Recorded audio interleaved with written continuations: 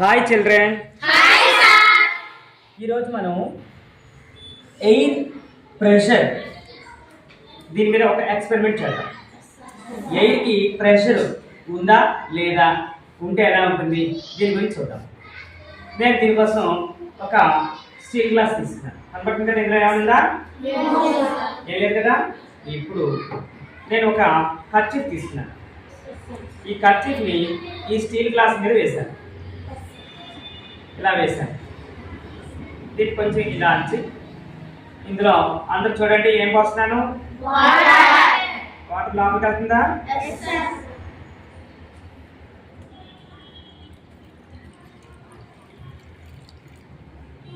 చూడండి, వాటర్ అంతా లోపలికి వెళ్ళిపోతుంది కదా. చాలు, అంత వాటర్ వేసాం కదా. ఇప్పుడు నేనేం చేస్తున్నానంటే ఈ కర్చీఫ్ని కొంచెం టైట్గా చేశాను. ఇప్పుడు నేను ఈ బాటిల్ని తిరిగేస్తాను, ఈ గ్లాస్ని తిరిగేస్తాను. అప్పుడు ఏమవుతుంది, వాటర్ అంతా వచ్చేస్తుంది కదా.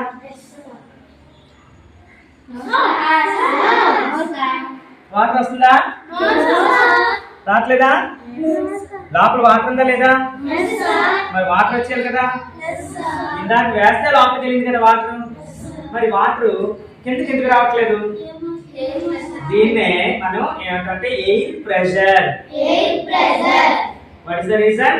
ఎయిర్ ప్రెషర్ అంటే మన చుట్టూ కూడా గాలి ఆక్రమించింది. మన చుట్టూ గాలి లోపల, ఈ గాలి లోపలికి వెళ్తే లోపల వాటర్ కిందకి వస్తుంది.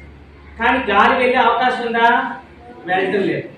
అందువల్ల ఏమైందంటే ఆ వాటర్ అలా ఉండిపోయింది. ఇప్పుడు కొంచెం గాలి పంపిద్దాం. చూసారా, డ్రాప్ పడుతుంది. అర్థమైందా? ఎందుకంటే ఇలా కనుకనే వాటర్ ఇక్కడ ప్లేస్ ఖాళీ అయింది, లోపల స్పేస్ ఏర్పడడం వల్ల ఎయిర్ వెళ్ళి మళ్ళీ వాటర్ వచ్చేటటువంటి అవకాశం ఉంది. ఇలా అంటే మాత్రం మళ్ళీ వాటర్ రావటం లేదు. దీనివల్ల మనం ఏం చేసుకున్నాం? ఓకే, చూడండి అక్కడ excess pressure. Air excess pressure. గాలికి ఒత్తిడి ఉంది, దానివల్ల ఈ వాటర్ రావట్లేదు.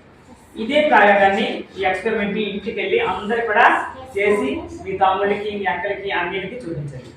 ఓకే.